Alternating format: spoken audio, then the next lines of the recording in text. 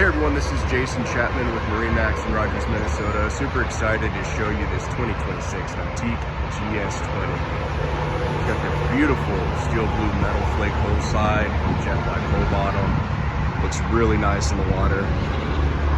As we make our way to the swim platform here, this does have the Nautique Surf System, Configurable Running Surface. This does have the PCN ZZ5, 355 horsepower.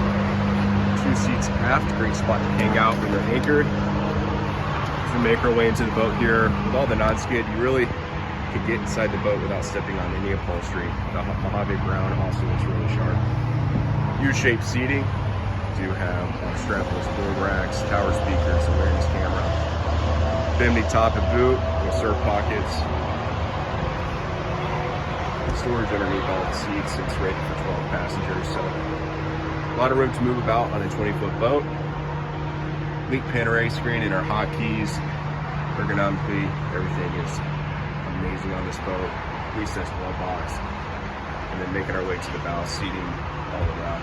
Again, this is a 2026 Nautique GS20 located here in Rogers. If you have any questions about this boat or anything else we have in stock, please give us a call. Stop on by.